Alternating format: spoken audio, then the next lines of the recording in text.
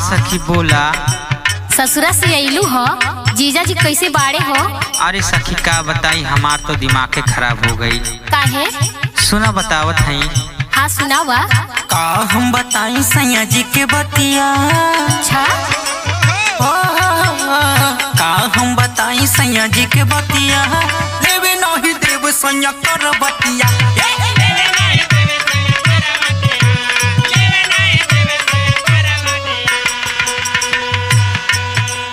रात भर हिलावे खटिया के पटिया, रात भर हिलावे खटिया के पटिया, लेवे नहीं देवे सैया कर बतिया।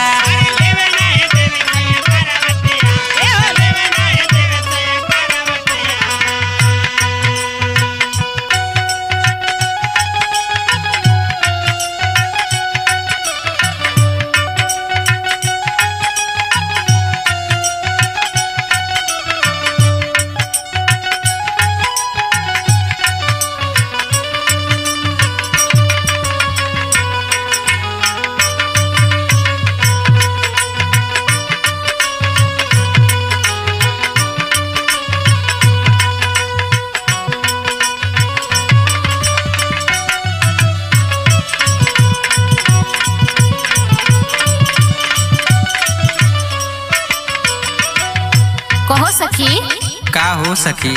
शादी से पहले तब बड़ा छहान रहो कि ससुरे जाए, अब का भइल? अरे सखी ना जानत रहनी कि मोना इतना खराब निकली। अच्छा सखी ताऊ सुनावा। सुना। ऐसन मर्द से हो पड़ी गई पहला, दुख बाटे इतना सहल नहीं जाला।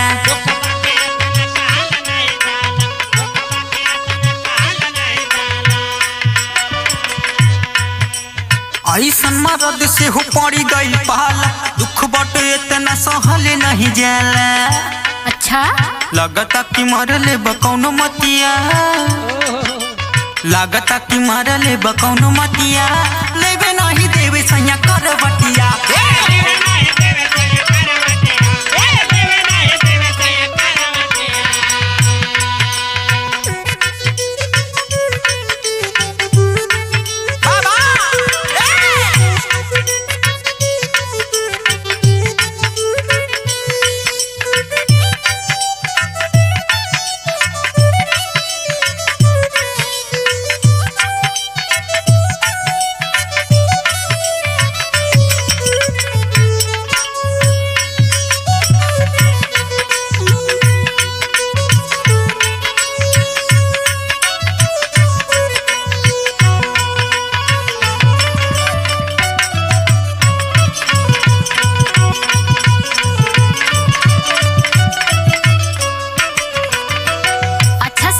हाँ तनी अपने सैया जी के बारे में कुछ और बतावा।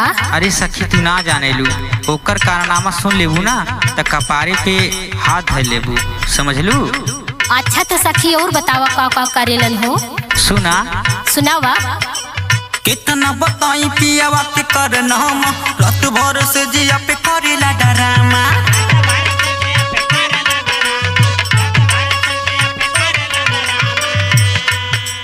कितना बताई पियावा के करनामा, रात भर से जिया पे करेला डरामा। अच्छा ये सखी और सुना। धनो धन राज पिया उत्पतिया, धनो धन राज पिया उत्पतिया, लेवे नहीं देवे सैया कर बटिया।